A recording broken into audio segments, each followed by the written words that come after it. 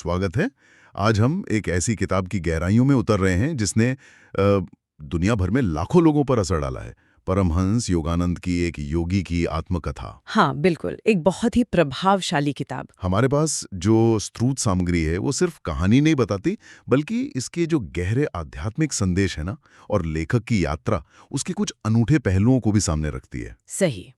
तो आज हमारा इरादा सिर्फ कहानी दोहराना नहीं है, बल्कि इस किताब के अंदर जो छिपे हुए मोती है ना, उन्हें ढूंढना है, वो जो शायद पहली बार पढ़ने पर नजर ना आए। हम ये समझने की कोशिश करेंगे कि ये किताब क्यों एक जीवनी से कहीं ज्यादा एक आध्यात्मिक गाइड मानी जाती है, और आज भी ये इतनी जरूरी क्यों है। बिल्कुल सही कहा। ये सिर्फ अतीत की बात नहीं है, ये तो चेतना को जगाने का एक न्योता है, आज भी। आपने बिल्कुल सही पकड़ा। और देखिए, ये किताब सिर्फ घटनाओं का लेखा जोखा नहीं है, ये तो एक आंतरिक बदलाव का, एक ट्रांसफॉर्मेशन का दस्तावेज है। अच्छा। योगानंद जी अपने अनुभवों से पाठक को एक तरह से अपने ही अंदर की जो अनंत संभावनाएं हैं उनसे मिलवाते हैं। स्रोत सामग्री भी यही कहती है कि कैसे उन्होंने आध्यात्मिकता को किसी पंथ या वो कर्मकांड से बाहर निकालकर एक व्यक्तिगत अनुभव वाला सच बना दिया। हाँ, ये बहुत महत्वपूर्ण है। उनका संदेश साफ था, ईश्वर कोई दूर बैठे राजा नहीं है, वो हमारे अपने होने का हिस्सा है, उन्हें महसूस किया जा सकता है। बिल्कुल। तो इससे पहले कि हम किताब की और गहराई में जाएं, लेखक के बारे में थोड़ी बात करनी जरूरी है। परमहंस योगानंद, उन्हीं से तो ये सब शुरू हुआ। हाँ, परमहंस योगानंद, जिनका बचपन का नाम मुकुंद लाल घोष था, 20वीं सदी के सबसे प्रभावशाली आध्यात्मिक शिक्षकों में आप कह सकती हो वो गिने जाते हैं। हाँ, इसमें कोई शक नहीं। वो सिर्फ एक योगी या संत नहीं थे, वो तो जैसे पूर्व और पश्चिम के बीच एक पुल थे। सही। उन्होंने पश्चिम को योग और ध्यान की वो गहराइयां दिखाई जो सिर्फ कसरत तक सीमित नहीं थीं। 1920 में अमेरिका में उन्होंने सेल्फ रियलाइजेशन फेलोशिप यानी SRF की स्थापना की। हाँ, SRF के बारे में काफी सुना है। जी, ये संस्था आज भी क्रिया योग, ध्यान की जो प्राचीन वैज्ञानिक तकनीकें हैं उनको दुनिया भर में फैला रही है और सहेज कर रख रही है। लेकिन इन सब तथ्यों से ज्यादा जरूरी है उनका व्यक्तित्व। स्रोतों में उनकी करुणा, उनका वो सहज मजाक करने का अंदाज और उनकी गहरी आंतरिक शांति का जिक्र बार बार आता है। हाँ, उनकी तस्वीरों में भी वो शांति झलकती है। बिल्कुल। उनकी आंखें जैसे हमेशा किसी दिव्य खुशी में डूबी रहती थीं, और वही भाव, वही एहसास उनकी आत्मकथा के हर पन्ने पर महसूस होता है। तो फिर ये किताब एक योगी की आत्मकथा असल में है क्या? अगर कोई पहली बार सुने तो ऊपर से तो ये एक आध्यात्मिक यात्रा की कहानी लगती है। हाँ, यात्रा तो है, लेकिन सिर्फ एक जगह से दूसरी जगह जाने वाली यात्रा नहीं है ये। अच्छा। ये चेतना के अलग अलग स्तरों की यात्रा है। कहानी है एक जिज्ञासु बच्चे मुकुंद की, जो सच की तलाश में भटकता है, कभी हिमालय के संतों के पास, कभी बंगाल के ज्ञानियों के पास, और आखिर में परमहंस योगानंद बन के आत्म साक्षात्कार सेल्फ रियलाइजेशन को पाता है।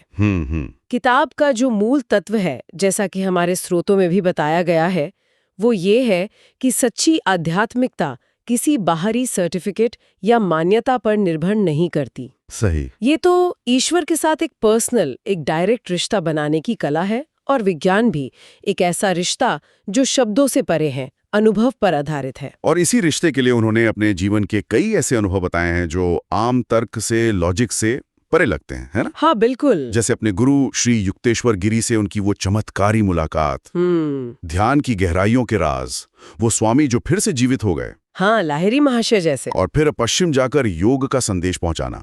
बहुत कुछ है इसमें। इसीलिए इसे सिर्फ आत्मकथा कहना शायद इसकी पूरी बात नहीं कहता। हाँ, लगता तो है। ये असल में आत्मा की अनंत यात्रा की एक झलक है, और हर पढ़ने वाले को अपनी आत्मा की कहानी लिखने की प्रेरणा देती है। बहुत खूब।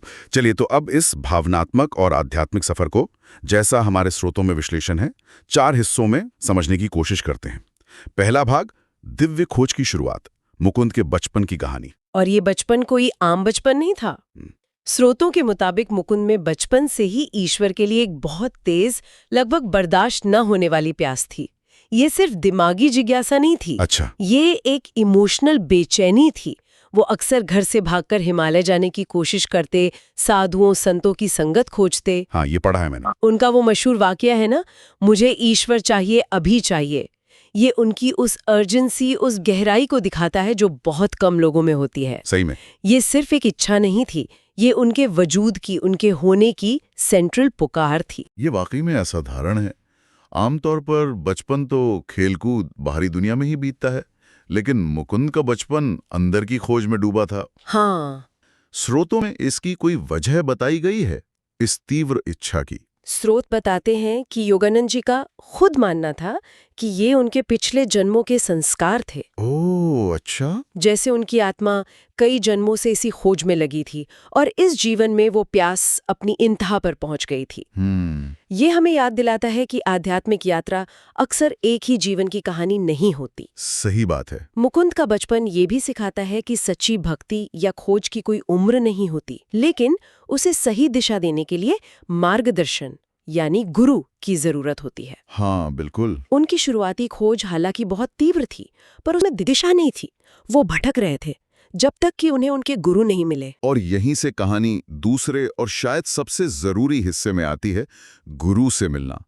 ये किताब का एक बहुत ही इमोशनल और टर्निंग पॉइंट है। बिल्कुल। बरसों की बेचैन तलाश के बाद जब मुकुंद वाराणसी के एक बाजार में अपने गुरु स्वामी श्री युक्तेश्वर गिरी से मिलते हैं, वो पल उनकी जिंदगी का सबसे बड़ा मोड़ था।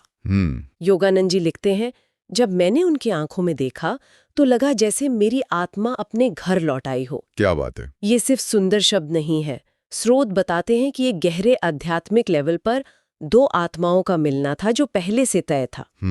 श्री युक्तेश्वर की वो ज्ञान से भरी आंखें, गंभीर लेकिन प्यार भरा व्यवहार और सच के लिए उनकी वो मजबूत निष्ठा, उसने मुकुंद को फौरन अपनी ओर खींच लिया। ये गुरु शिष्य परंपरा तो भारत की एक बहुत ही अनूठी देन है, लेकिन आज के जमाने में जहां गुरु की धारणा पर कई सवाल भी उठते हैं, योगानंद और श्री युक्तेश्वर का रिश्ता हमें क्या सिखाता है? ये बहुत ही जरूरी सवाल है आज के लिए। स्रोतों के विश्लेषण के अनुसार आप देखें, ये रिश्ता सिर्फ ज्ञान देने और लेने का नहीं था। अच्छा। श्री युक्तेश्वर ने मुकुंद को सिर्फ सिखाया नहीं, उन्होंने उसे गढ़ा, तराशा, मतलब मोल्ड किया। हाँ, उनका प्रशिक्षण बहुत सख्त था, अनुशासन वाला और तर्क पर आधारित था।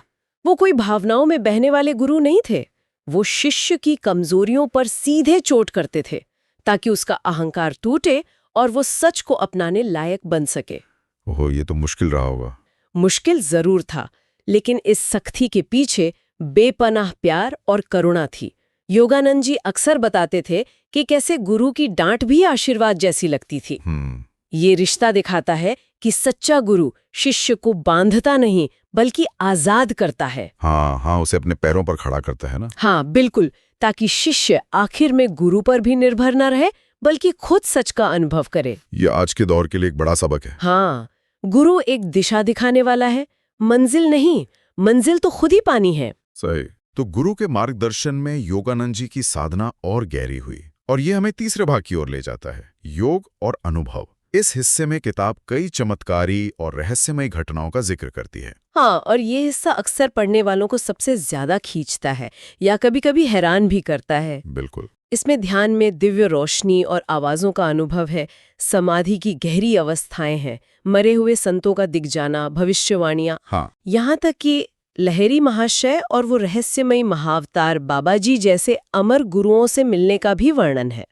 ये अनुभव योग की शक्तियों और इस ब्रह्मांड के जो सूक्ष्म नियम हैं, उनकी तरफ इशारा करते हैं। लेकिन यहीं पर एक सवाल उठता है, जैसा आपने पहले भी इशारा किया था, क्या यही सब योग का मकसद है? क्या ये चमत्कार ही आध्यात्मिकता का सबूत है? ये बहुत अहम नुक्ता है और स्रोत इस पर काफी साफ है।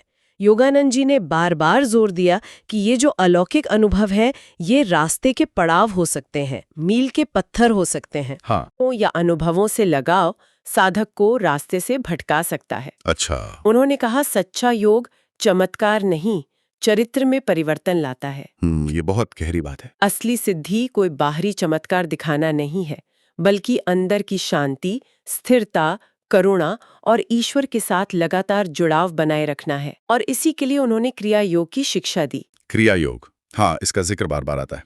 हमारे सुनने वालों के लिए क्या आप सूत्रों के आधार पर इसे थोड़ा और साफ कर सकती हैं? जरूर। सूत्रों के अनुसार क्रिया योग ध्यान की एक बहुत पुरानी और बेहद असरदार वैज्ञानिक विधि है। इसे काफी समय तक गुप्त रखा गया था और सिर्फ गुरु शिष्य परंपरा से ही दिया जाता था। ये मुख्य रूप से एक एडवांस प्राणायाम तकनीक है। इसमें साधक मानसिक रूप से अपनी जीवन ऊर्जा यानी प्राण को रीढ़ की हड्डी के पास जो 6 सूक्ष्म ऊर्जा केंद्र हैं, चक्र, उनसे ऊपर और नीचे चलाता है। अच्छा। योगानंद जी के अनुसार इस अभ्यास से इंसान के विकास की जो कुदरती रफ्तार है वो तेज हो जाती है। उनका दावा था कि क्रिया योग का रोजाना अभ्यास साधक को कर्मों के बंधन से जल्दी आजाद कर सकता है और उसे ईश्वर अनुभव की ओर ले जा सकता है। वो इसे आत्मा की उड़ान का हवाई जहाज कहते थे। हवाई जहाज मतलब तेज रास्ता। हाँ, धीमी बैलगाड़ी वाले रास्ते के मुकाबले मंजिल तक तेजी से पहुंचाता है। लेकिन फिर वही बात, ये तकनीक भी साधन है, साध्य यानी लक्ष्य तो ईश्वर अनुभूति ही है। ये समझना बहुत जरूरी है। यानी अनुभव और तकनीकें रास्ते हैं, मंजिल नहीं। और इसी साधना से मिले ज्ञान और अनुभव को लेकर योगानंद जी पश्चिम की ओर गए, जो हमें चौथे भाग यानी पश्चिम की यात्रा पर लाता है। हाँ, और ये यात्रा सिर्फ एक जगह से दूसरी जगह की नहीं थी, ये सांस्कृतिक और सोच की भी यात्रा थी। 1920 में अपने गुरु के कहने पर योगानंद जी बॉस्टन, अमेरिका पहुंचे। उस समय पश्चिम में योग या तो अनजान था या उसे लेकर बहुत गलत फहमियां थीं। हाँ, अंदाजा लगा सकता हूँ। उनका मिशन था भारत के प्राचीन योग और वेदांत के जो यूनिवर्सल सिद्धांत है, उनको पश्चिमी सोच के लिए आसान और वैज्ञानिक तरीके से पेश करना। ये तो बड़ा काम था। बिल्कुल। उन्होंने हजारों लेक्चर्स दिए, क्लासेस लीं और SRF के जरिए अपनी शिक्षाओं को एक संस्था का रूप दिया। उनका वो मशहूर lecture the science of religion यानी धर्म का विज्ञान इसी नजरिए को दिखाता था। धर्म का विज्ञान दिलचस्प है। हाँ, कि धर्म सिर्फ मानने की चीज नहीं बल्कि एक अंदरूनी विज्ञान है जिसके नियमों को समझकर अभ्यास करके ईश्वर का सीधा अनुभव किया जा सकता है। पश्चिम में उनकी सफलता तो जबरदस्त थी, लेकिन क्या स्रोतों में उन मुश्किलों का भी जिक्र है जिनका उन्हें सामना करना पड़ा? बिल्कुल। स्रोत बताते हैं कि उन्हें काफी शक, सांस्कृतिक भेदभाव और यहाँ तक कि नस्लवाद का भी सामना करना पड़ा। योग की गहरी शिक्षाओं को लोग बस शारीरिक कसरत समझ लेते थे। कुछ धार्मिक कट्टरपंथियों ने उन पर सवाल उठाए। लेकिन योगानंद जी की सहजता, उनका वैज्ञानिक नजरिया और सबसे बढ़कर उनके प्रेम और शांति के ऑरा ने धीरे धीरे लोगों का दिल जीत लिया। हाँ, उनका व्यक्तित्व ही ऐसा था। उनका संदेश किसी एक धर्म या संस्कृति का प्रचार करना नहीं था, वो तो सभी धर्मों की जड़ में जो एक ही सच छिपा है, ईश्वर अनुभव, उसकी ओर इशारा कर रहे थे। उनका वो कहना, God is no longer a belief, he is an experience, मतलब ईश्वर अब केवल एक विश्वास नहीं रह गए हैं, वे एक अनुभव है, पश्चिम में बहुत असरदार साबित हुआ। सही। ये अध्याय सिखाता है कि सच्ची आध्यात्मिकता यूनिवर्सल है, वो किसी देश, जाति या भाषा की सीमाओं में नहीं बंधी। ये तो आत्मा की अपनी जुबान है। उन्होंने पूर्व और पश्चिम के बीच एक मजबूत आध्यात्मिक पुल बनाया। इस पूरी यात्रा का ब्यौरा पढ़ते हुए पाठक सिर्फ योगानंद जी की जिंदगी को ही नहीं देखता, बल्कि कहीं ना कहीं अपनी जिंदगी के बारे में भी सोचने लगता है। ये किताब व्यक्तिगत सोच को कैसे जगाती है? ये किताब एक आईने की तरह काम करती है। देखिए, योगानंद जी की ईश्वर के लिए वो तड़प, गुरु के लिए वो समर्पण, साधना में वो लगन और सेवा का भाव, ये सब पढ़ते हुए पाठक खुद से सवाल करने लगता है, मेरी जिंदगी का मकसद क्या है? क्या मैं सिर्फ बाहरी चीजों के पीछे भाग रहा हूँ या अपने अंदर की शांति और खुशी की तलाश भी कर रहा हूँ? क्या मेरा अपने स्रोत से, अपने ईश्वर से कोई जिंदा रिश्ता है? हाँ, ये सवाल तोड़ते हैं। किताब का जो सेंट्रल मैसेज है, ईश्वर बाहर नहीं तुम्हारे भीतर प्रतीक्षा कर रहे हैं, वो पाठक को अपनी खोज की दिशा बदलने की प्रेरणा देता है, अंदर की ओर मुड़ने की। हाँ, ये कहती है कि असली तीर्थ यात्रा बाहर के पहाड़ों या मंदिरों की नहीं, बल्कि अपने ही भीतर की गहराइयों में उतरने की है। तो अगर हम सब कुछ समेटें, इस किताब का निचोड़ क्या है? ये किसके लिए है? क्या ये सिर्फ योगियों या आध्यात्मिक लोगों के लिए है? नहीं, बिल्कुल नहीं। जैसा कि स्रोत सामग्री में भी साफ कहा गया है, ये किताब हर उस इंसान के लिए है जो जीवन के गहरे मतलब की तलाश में है, जो बेचैन है, जो जानना चाहता है कि क्या बस इतना ही है। ये उन लोगों के लिए है जो मानते हैं कि जीवन सिर्फ खाने पीने, काम करने और सो जाने से कहीं ज्यादा है। सही। ये पश्चिमी पाठक के लिए उतनी ही जरूरी है जितनी पूर्वी पाठक के लिए, क्योंकि ये इंसान की आत्मा की जो यूनिवर्सल प्यास है उसे संबोधित करती है। स्रोत सामग्री का वो किताबी दुनिया टेकअवे इसे बहुत खूबसूरती से कहता है, सच्ची यात्रा हिमालयाज की नहीं, अपने भीतर के ईश्वर तक पहुंचने की है। बाहरी यात्राएं, कर्मकांड, सिद्धांत ये सब मददगार हो सकते हैं, पर असली मंजिल अंदर का अनुभव ही है। एकदम सही। किताब यही बताती है कि वो शांति, वो आनंद, वो ईश्वर कहीं दूर भविष्य में या किसी खास जगह पर नहीं है, वो यहीं है, इसी पल हमारे भीतर मौजूद है। जरूरत है तो बस सही तकनीक, मार्गदर्शन और लगन से अपने भीतर झांकने की। तो एक योगी की आत्मकथा सिर्फ एक व्यक्ति की कहानी नहीं है, ये तो आत्मखोज के अनगिनत रास्तों और संभावनाओं का एक नक्शा है। ये हमें याद दिलाती है कि दिव्यता का अनुभव हर इंसान के लिए मुमकिन है, बस सच्ची लगन से उसकी तलाश करें। हाँ, ये हर आत्मा की सोई हुई ताकत को जगाने वाला गीत है। बिल्कुल। और जाते जाते एक विचार सबके मन में छोड़ जाते हैं, जो स्रोतों के विश्लेषण से भी उभरता है। हाँ, जरूर। शायद सबसे बड़ा चमत्कार पानी पर चलना या हवा में उड़ना नहीं है, बल्कि इस भागदौड़ भरी दुनिया में रहते हुए भी अपने भीतर अटूट शांति, करुणा और ईश्वर के साथ गहरे जुड़ाव को महसूस करते हुए इस धरती पर चलना है। ये सोचने वाली बात है।